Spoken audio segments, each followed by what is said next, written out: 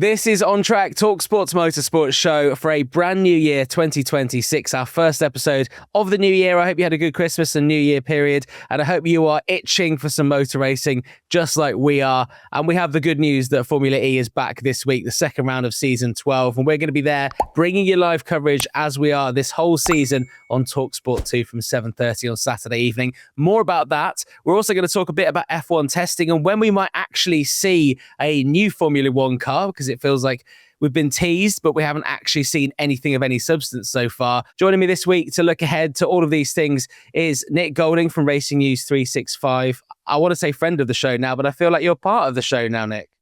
Oh, that's very kind of you. Yeah, it's been a few times now, hasn't it? All started last year in a car park in Saudi Arabia, and here we are now a couple of days out from heading off to Mexico City. Yeah, it's a race that I've been lucky enough to go to a few times, actually, and it's always a really exciting one because the fans there, you've probably seen it with Formula One and football and all kinds of sport, but Lucha Libre wrestling as well, which we'll be enjoying on Friday. They go crazy for anything like that. And the Formula E numbers in Mexico are seriously impressive. And you can see that with the stadium section, which is obviously very, very famous when it comes to motorsport. It's always full for Formula E as it is for Formula One. And just that alone, you can kind of hear the murmur, you can hear the fans enjoying themselves as you walk towards the track itself and walk through the sort of complex. And yeah, just that is enough to get you even more excited than you probably are on the way to the track anyway. Let's start then by just taking a look back at what happened in Brazil in the first round, because Formula E is across 2 years, which makes it very complicated to describe. So we just call it season 12 because it is the 12th season. It was a very eventful race. Now, Jake Dennis started on pole position, obviously world champion a couple of years ago, British world champion. Everyone was a big fan of that. And he started on pole position, but not because he qualified on pole position. It was Pascal Wehrlein who qualified on pole. But then he was demoted for doing a wheel spin in the pit lane, which is something new that's come into Formula E this season. And then Jake went on to win the race. And you know, as a British racing fan, that was great, but you've got to feel a little bit hard done by for Pascal Wehrlein with this new rule. It does seem like one of those rules that everyone kind of asked me about, saying it seems a bit harsh that they're kind of taking the fun away from things, but I guess it comes from a safety point of view, right? I can't believe you used the word, of all words, you used the word eventful to sum up Sao Paulo. It was bonkers. I mean, eventful is, I think, being a bit loose. It was just, even thinking about it now, it's difficult to digest everything that happened. You know, we had a huge airborne crash for the second season in a row, something, you know, you very rarely see in motorsport in general, let alone at the same track in 2 consecutive years.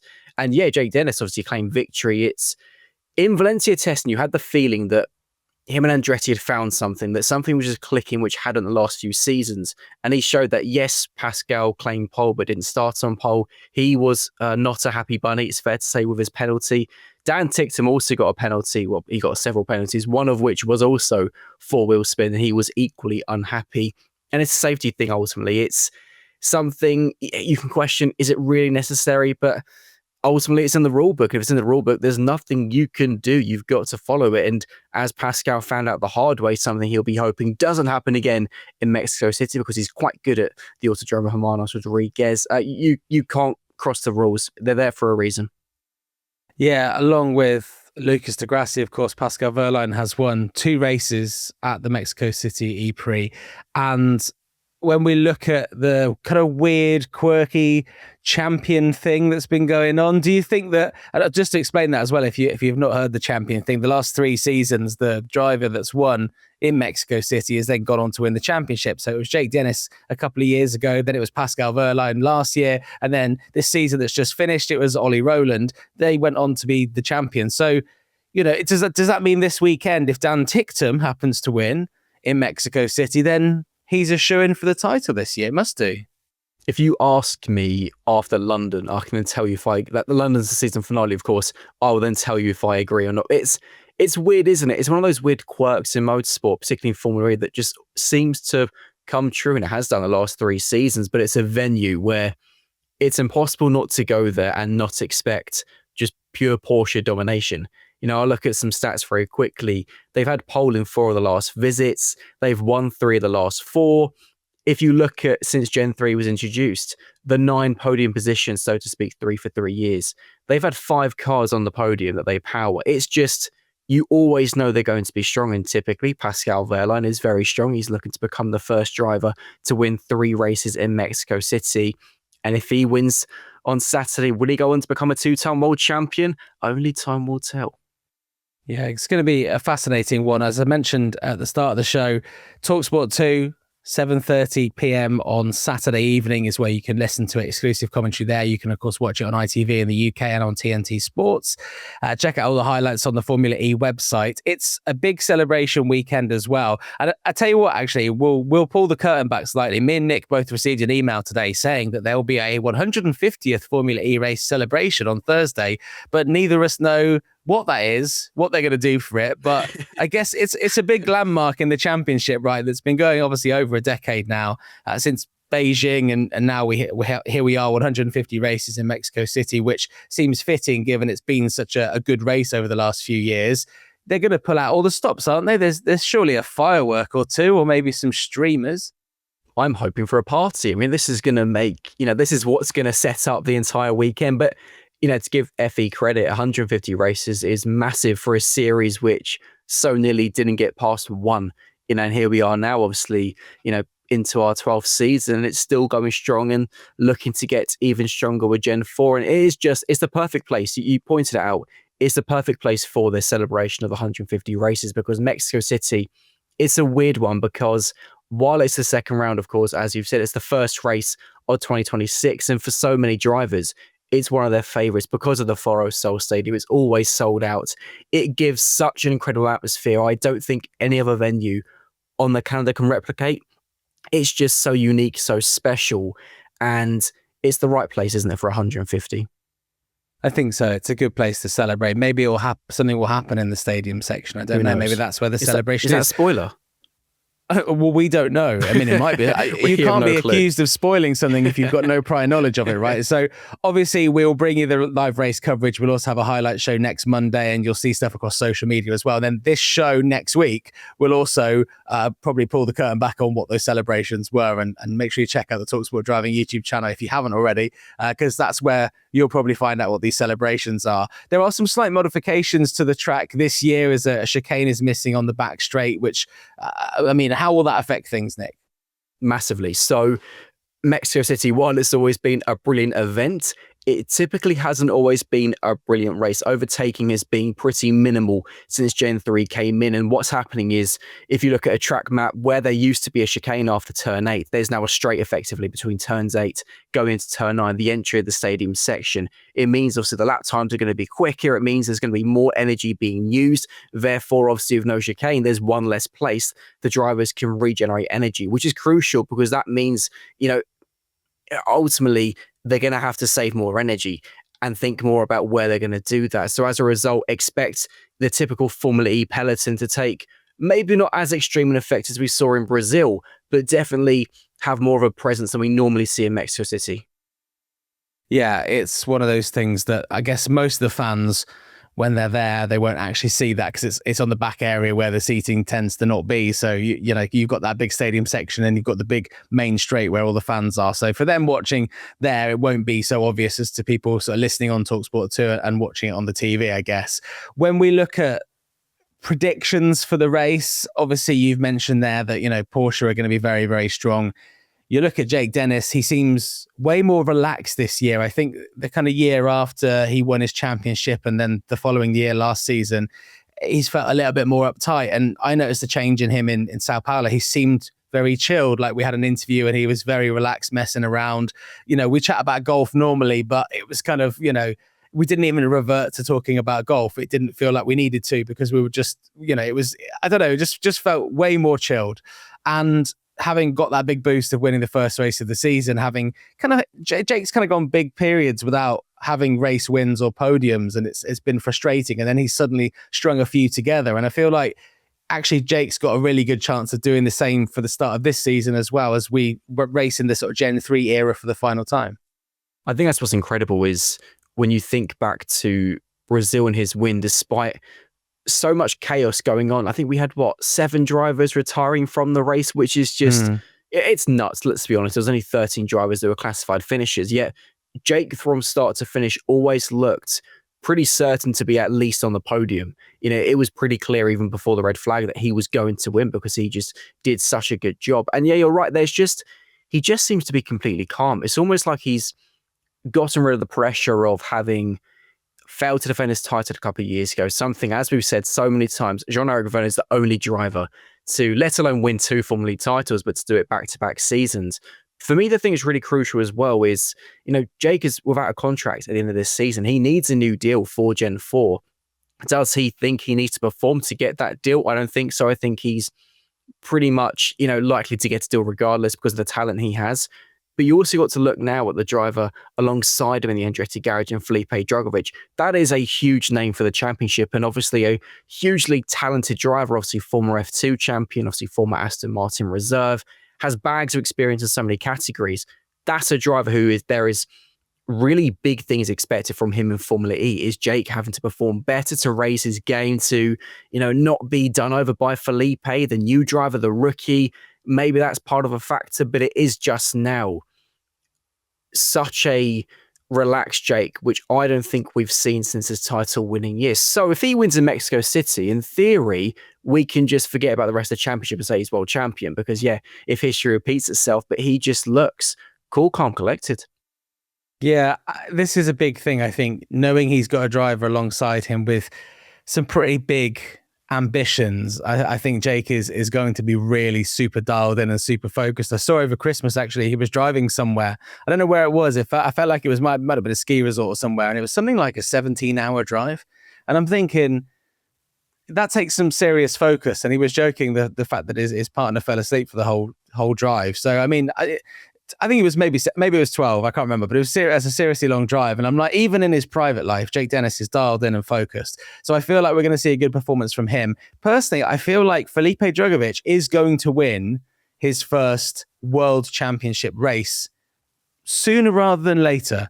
He was impressive in Sao Paulo. A couple of things went against him, got a penalty. But I think that first race win in a world championship isn't too far away for him. So we'll watch this space on that. Loads more to talk about as we continue with the show. We're going to touch on F1 as well. Not much F1 news around as we look ahead to testing and obviously the first race of the season in Melbourne, Australia coming up, which will come around very, very quickly. Nick Golding from Racing News 365 is alongside me, Jon Jackson. Nick, let's just talk more about the 150th anniversary race. I'm not anniversary, hang on, that sounds nuts. It's not 150 years old. The 150th race in Formula E history. Is there a race that kind of stands out to you, maybe that you've been to that you would classify as your favorite Formula E race so far? And I'll tell you mine because I didn't pre-warn you. Cape Town a couple of years ago. Just the location for me that, you know, you're watching Formula E over the years. We've seen, you know, racing in Brooklyn. We've seen South America. We've seen, you know, Switzerland, which was a huge deal as well. Paris and London, some iconic places. But to go to Africa and race in South Africa with the, you know, Table Mountain behind and the sea to the side and the big stadium there. I mean, it was also an epic race, and it's a shame that we've not been back there, but I was lucky enough to be there working. And I think for me, that was when I started watching Formula E back in the day. That's kind of what I envisaged. Also, Tokyo, the first time I went to Tokyo is probably a close second, and I have a feeling that Tokyo this year as well will be extra special as well. So yeah, that's kind of where I'm at in the 149 races we've seen so far. Have you had enough time to think about it? I have. So I think, okay, as a fan, because I've been a fan since day one, I'm an OG. Paris several years ago. How old were you when that happened, Nick? I would have been 13. Thank you, Jon Jackson. Anyway, swiftly moving on from teenage Nick Golding. I think I was 28. Paris several years ago, which was the first proper wet Formula E race, as a fan was insane. As a fan of the weather, Nick. There's a running joke. Of the weather as well. Here we go. Running joke that Nick's always checking the weather for races. But to be fair, last year we had so many wet races, it was quite useful. Exactly. And I didn't bring an umbrella once. Right. As a journalist, I always enjoy Sao Paulo because I think it is such a good place to start the season, and the event in general, I think, is just brilliant. A really good vibe to it. From a sport perspective, London a couple of years ago when we had the Pascal versus Mitch Evans and Nick Cassidy, and just the fallout from it and the drama of Nick being taken out, Mitch losing the title, Pascal winning it despite going into the weekend looking like he wouldn't was just a weekend of sport you couldn't predict. And I think it was the summary of why Formula E is just incredible. You generally have no idea what's going to happen the next lap, let alone the next race. Yeah, you can see all of the fallout in the driver series, actually, which is kind of like a behind the scenes. It's kind of like what Drive to Survive used to be like when it wasn't so. I don't know what the word is. I don't want to diminish what the product is. It's obviously been huge for F1, but you know what I mean. It's very maybe more authentic, let's say. And there's some very authentic moments in the brand new series of that. Looking at all the races we've had, I'm sure people have their favourites, but I have a feeling that when we go to Gen 4, there'll be new places on the calendar that may be kind of future classics, really, because with the Gen 4 car, which we've talked about at length and we will cover over the next few months or so, it kind of opens up the possibility to go and race at some more iconic places. Gen 4 is the make or break for Formula E. It sounds dramatic, but it is as simple and clear cut as that. This car that obviously has been in development now for so many months through the FIA, now the manufacturers are private testing it as well. It's a beast. It is an absolute machine, which is going to grab attention. It's going to grab eyeballs, particularly from people who in the past have maybe criticized Formula E, not really given it a chance. There are quite a few of those. It's going to make people think twice about the championship in regard to wanting to watch it. And obviously, as you pointed out, because of the power, the speed of this car, and also the size of it, it is going to be a bigger car, a heavier car as well. Some of the current venues are going to be, I don't want to say impossible, but very difficult to race on. In particular, the London XL circuit, there would need to be significant changes to the first sector on that track. And obviously, for that to happen, somebody's got to pay for it. Who will that be? Who knows? But that's why there's been talks with the likes of Brands Hatch, whether they could potentially host the Formula E race in the UK, Zandvoort in the Netherlands, which of course is losing Formula One after this year's Dutch Grand Prix. That's somewhere there has been a lot of conversations. Speaking to Formula E CEO Jeff Dodds in Brazil, he was saying they're hoping for a long-term deal with Zandvoort, because they see that as a venue where they could really make it their home in a way in Europe. Imola is another one there's been talks with. So maybe a move to permanent circuits more and slightly away from street circuits. Of course, as we've seen with Formula One, as cars get heavier, yes, okay, faster, more powerful, but when the size increases, it makes good racing on street tracks very, very difficult. That's something Formula E in the past has done very well at, thinking of how many overtakes we get at Monaco. So it's going to be tough to find the balance of keeping to its DNA of street tracks, but ensuring that the Gen 4 can still stretch its legs. There is a much bigger conversation about this, which I'm sure we'll have. But for me, I think if there is a move to more kind of fixed racing circuits, then it's a case of having street circuits that are spread out nicely across the calendar, that are like, their marquee events, like, for example, Tokyo or Monaco. And would you call Miami a street circuit? I guess it technically is a street. I have been there. It does run through a car park, which I think is maybe a street. I think you would need to weave in and out so that you do, as you say, keep that DNA. I think Mexico is probably one where the Gen 4 car will actually be pretty impressive as well. I don't think they'll be changing the track and using the full straight, because obviously you still have the same issues with regen and things like that, which who knows, Formula One might have when the season starts. But I think Mexico is one of those tracks actually where Gen 4, I'm not diminishing this weekend, but in a year's time, I'm going to be pretty excited. It's going to be, you're right, Mexico is one of the tracks which is just going to work perfectly, because obviously we see how exciting F1 can be there. And given that the new Formula E car, the Gen 4, will be doing similar speeds, not quite identical, maybe a couple of seconds off still, but significantly faster than it currently is. A track like Mexico City, which has got street elements to it, but of course also, like a permanent circuit, I think it's going to work really well. The same goes, for Miami, obviously the Hard Rock Stadium, should that be where FE stays in America for Gen 4.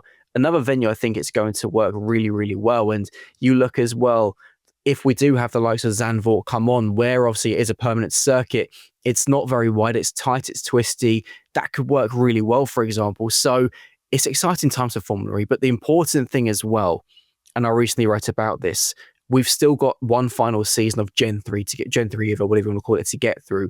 And the challenge is going to be balancing that and making sure there's still people watching the final season of Gen 3, because it's going to be a good one, but also building the excitement for Gen 4.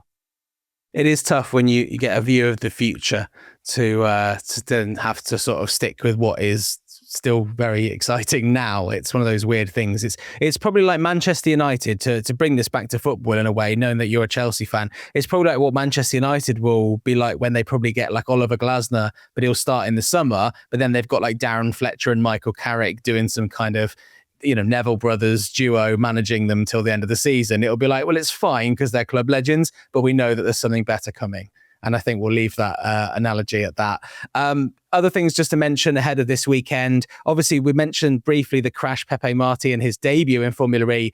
Kind of, the year after Pascal Wehrlein flipped his car. I mean, this was completely different. This was like a barrel roll corkscrew thing, completely totaling his car. And the last time actually we saw each other, we were in the paddock in Sao Paulo waiting for Pepe Marti to come and speak to the media. And I think he was kind of a little bit shaken, but he was fairly consistent about what he was saying about the incident. And I don't think it will have dwelled on his mind too much, but I feel like as a young driver on your debut having such a big incident, he probably would have liked to have had another race a couple of weeks later, like we've got with Mexico and then Miami, because you want to just get back in the car and prove that it was just a one-off and you just made a mistake, right? It was one almighty wake-up call. It was a crash that, we were kind of joking going into the weekend in Brazil with, we're not going to see another airborne crash this year. And long behold, we saw one which was arguably even bigger than we saw for Pascal, obviously, last season. It was just, even now, and you watch replays, it's just mind-boggling. I think as well, when you see that crash, it makes you realize the speeds of these Formula E cars now. It's going to be a wake-up call for Pepe, because he was having a really good race, looking set to score some decent points on his debut. And something he pointed out was what surprised him was just how aggressive the style of racing was, just how much contact there is, of course, from Formula 2. That's something he's not used to. They're not used to making contact. In Formula E, while it shouldn't be the case, you do get a fair bit of contact. So he now knows going into Mexico City that in order to succeed and do well, he needs to get his elbows out, probably more than ever before. Will we see him as a result maybe go over the limit and be too aggressive, because he's going to have to, fine-tune his driving style, figure out what works in Formula E, what doesn't, and actually based on pure pace, he's got what it takes. He's just got to learn the hardest thing about Formula E and how to be successful in a Formula E race. That's easier said than done. Yeah, I think he'll have learned a lot from Sao Paulo. You mentioned learning the balance, and that is from aggression and also, your battery management. Nick Cassidy springs to mind when you say those two attributes. And he was one of those drivers, having moved to the Citroen team, that we were unsure of how he'd get on. He moved from Jaguar, where he was incredibly consistent towards the end of the year. He won 4 out of the last 6 races and had a really good sort of charge, but it was all a bit too late, finishing second in the championship. He then started 15th and managed to finish on the podium 3rd behind Oliver Rowland and Jake Dennis.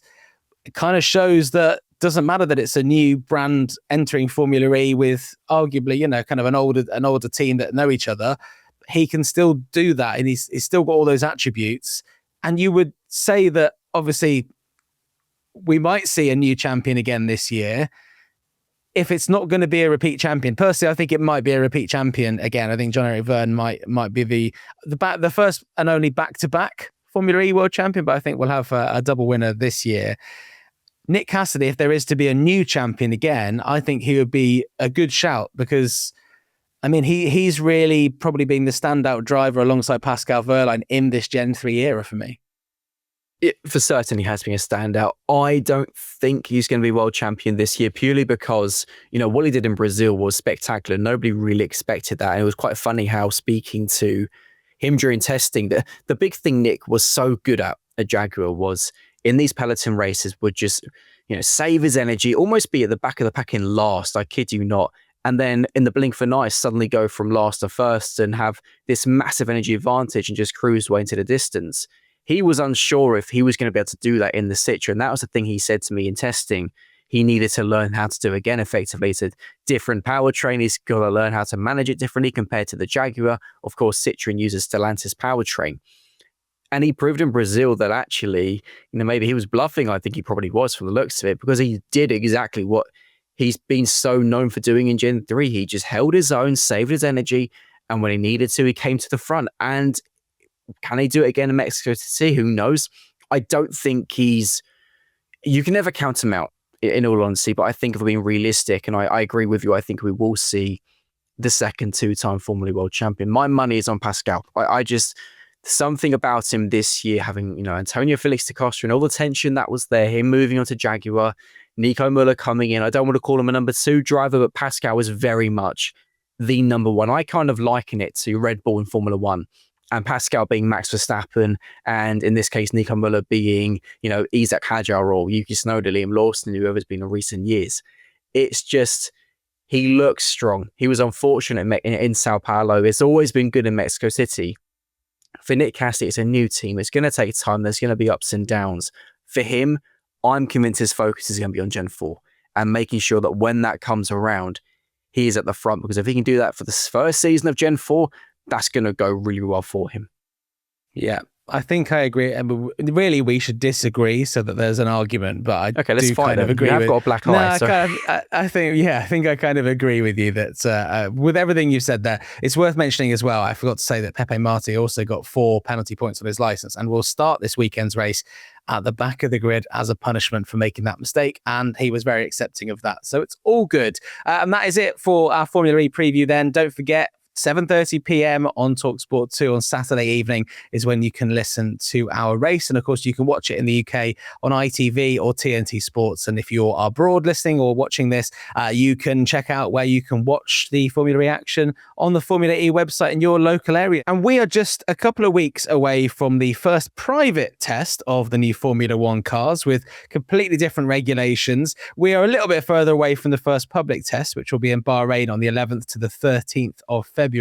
But Nick, we've seen previews of the car. We've seen a lot on the social media of F1 about the new cars, and we've seen all the kind of new terminology they're using. But it feels like we're not seeing the cars themselves. Why? We're seeing lots of renders. Long story short, the teams want to give absolutely nothing away, and rightly so. This is the biggest regulation change in Formula One history. It's huge. It's his biggest step towards electrification. Of course, there are so many new features coming in, and they just don't want to give any secrets away, which is why it's staggering. We're seeing lots of teams announcing they'll be doing a livery launch before the first private test in Barcelona at the end of January. What's fascinating is obviously for those livery launches, don't expect to see each team's actual car. It will effectively be a model, a mule car, similar to what we've seen in the render pictures released by the likes of Formula One. So we'll see the pretty liveries, maybe not the pretty cars. We'll likely see that. You'll like to think while the Barcelona test is private, there's always going to be leaks, isn't there? Let's be honest. There'll be somebody there taking a picture, and you'll be scrolling on Twitter or X, whatever you want to call it, and you'll be seeing 2026 F1 cars, but we won't truly get to see them for real until, as you mentioned, that first public test in Bahrain in February. So I'm going to be there next week in Detroit at the Red Bull Ford big launch.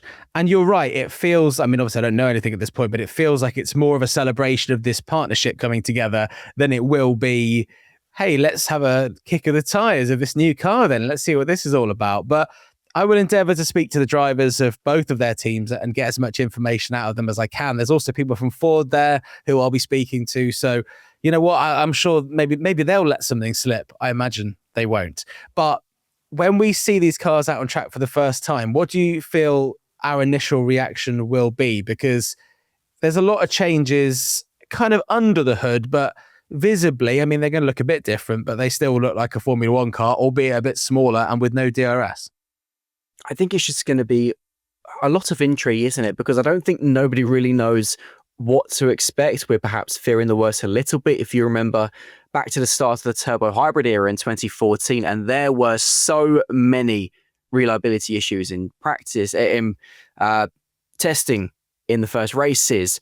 There's kind of a concern, could we see that again, given just how, big a change this is for the power unit? What's really interesting is Racing News 365 technical analyst Paolo Felicetti discovered that Ferrari, for example, actually have already got a B car kind of on the way they'll be releasing in Bahrain. So even the cars you see, or I say see, the leaks you'll likely see from Barcelona, Ferrari are one team that are already going to be introducing so many changes for Bahrain, so likely they won't be the only team doing that. There's going to be so many things being tested because nobody knows what to expect. There's been so many rumors on who's going to have the best fuel supplier, whether there's going to be some loopholes found. So many questions to be answered. We're not really going to get those answers until the season opener in Australia in March, because ultimately the true reveal answer of what's going to happen is going to be what we see on the racetrack, not so much what we see in testing, because of things like sandbagging as well. So who knows, maybe who we see being quickest on Bahrain won't be the quickest in the first race. It's a funny time. We know that with the electrical components changing and the amount of energy coming from the battery, there's been a lot of interest in the Formula E kind of technology. Obviously, they've been doing it for over a decade now. So a lot of people have been tapped up, is the word on the street or the word in the paddock that I've heard from different people. We spoke to Roger Griffiths from Andretti, and he was discussing how he's kept his team together, but he's aware of interest. I think, you know, the expertise actually of the drivers in Formula E. I know that there are obviously several drivers in Formula E that do testing for F1 teams and do sim work. And there's at least one that's doing something on the quiet. And I'm sure there are others doing stuff on the quiet because they want to understand how drivers can manage these batteries, because it's a kind of a new skill. And I know that drivers pick up new skills really, really quickly, but it is kind of a new skill for these drivers that we're all used to seeing. It's really interesting, isn't it? Because as you pointed out, there are more Formula E drivers than you might realize working for F1 teams in the simulator. You know, somebody who's quite often posting pictures on their social media is Nick De Vries, of course, in the McLaren sim, because he's a McLaren simulator driver. There are others who I shall not name, but there's quite a few in Formula E who are doing things for the F1 teams, because as you pointed out, this is, for Formula One, a huge step into the unknown in regard to electrification. Of course, the new power unit is 50-50 between electrical power, electrification, and internal combustion. It's worth pointing out, though, that Formula One can never go 100% electrical power, because that's something that only Formula E can do. They've got that patented. They've effectively got that in law through the FIA, so don't expect to see Formula One becoming 100% electric anytime soon. But it's fascinating because there's going to be, you know, these Formula E drivers are going to be of huge value to these F1 teams, because in regard to how to manage energy, that's going to be a real challenge for Formula One drivers who perhaps aren't used to it to this severity, to this extent. I'm intrigued. I just cannot wait for it to get going. What do you make of the sort of new terminology then? Because we now have, I guess it makes sense. There's a lot of new fans coming to Formula One, and I guess it simplifies it. You know, in IndyCar, they call it push to pass. That makes a lot of sense, right? So you have the boost button, overtake mode, recharge, and then, of course, active aero as well. I guess it's, are you a fan of simplifying these things for the fan experience? I guess when you're a driver, you're probably not thinking of this being the overtake mode necessarily. You don't care what it's called. You just know that when you press this, you're getting, what is it? It's a certain amount of energy, plus 0.5 megajoules of recharged energy. I mean, personally, I preferred Mom when it was originally going to be, because I thought that would have been some of the memes we would have got from that. No, in all seriousness, I think it needs to be simple, because ultimately what you can't have with so many new rules for the fans, ultimately, that's already something they've got to understand and get used to have so many new features, obviously, you know, like the overtake button and whatnot. You know, this needs to be simple because there's additional things the fans need to understand. And of course, for a new viewer to Formula One, they obviously, you know, will have then so much to get used to. But also with F1 wanting to obviously target the younger audience, particularly through obviously Drive to Survive on Netflix, something which has been so successful as we know, they need to ensure it's simple and understandable, because if you have something so complicated, it could ultimately turn eyes away from the sport. And that's the one thing they don't want as they enter such a big unknown. Well, look, we will break down all of those new modes as the sort of time ticks on, as we get closer to the start of the season. As I mentioned, I'll be there in Detroit at, not at the home of Ford, but obviously in the home of Ford in that city, as they launch their partnership with Red Bull and Racing Bulls for the upcoming season and for many years into the future as well. So we'll take a look more at the technical side of things there and chat to some people from Ford. So check that out on the talkSPORT Driving YouTube channel. And of course, keep listening to On Track every single week on talkSPORT as we bring you all of the motorsports news from around all the different championships. Some news that we haven't talked about so far, and it was expected, it's been rumored for a while, is that Zhou Guanyu will be the Cadillac reserve driver for this season. Why is it not Colton Herta? Colton Herta, because he's the test driver and has zero Formula One experience, something Zhou Guanyu does have, of course, Zhou race for Sauber for 3 seasons. Last year, he was the Ferrari reserve. He was obviously doing the exact same role this year, but for Cadillac. And of course, it's worth pointing out the Cadillac team principal, Graham Loudon, is also Zhou Guanyu's manager. Interesting. But no, it's a smart signing. Zhou obviously has got the experience that Cadillac need. They've obviously got significant experience in their driver pairing of Valtteri Bottas and Sergio Perez. And yeah, Colton, while of course he's very much who Cadillac hope will be their future, he just doesn't have the expertise right now to be able to help the team ahead of what is going to be a tough season getting used to Formula One. I think they've been very clever in getting as much experience as they can, because obviously, you've got drivers there that have won races. Zhou Guanyu's, competed in a lot of races, although, he's never really been able to excel. He's not been in a car that's been quick enough. He's also got that relationship with Valtteri Bottas as well when they were teammates. So, yeah, I think it's a nice little package. And I think that's one of those ones that's going to be an intriguing thing to watch this season, to see how up to speed they can get and how quickly they can do it. So we'll talk more about F1 as we get closer to the season. As I mentioned, Red Bull, we will discuss in a couple of weeks' time after that event at the end of next week. And then, of course, we have Formula E coming up this weekend, 7:30 Saturday night on talkSPORT 2, and we will round all of that up on this show next week. And the final part of the show, we're going to bring you, Nick, of course, Racing News 365. That's where people can find out more about your excellent writing. What have you got coming up that you're most looking forward to that people should check out? Well, all Formula E coverage from Mexico City this weekend, and of course we'll be covering all the livery launches, and of course we'll have people on the ground at testing. So it's an exciting time. So yeah, check out racingnews365.com and racingnews365.com on YouTube. And you'll be firing up that drone in Barcelona, won't you?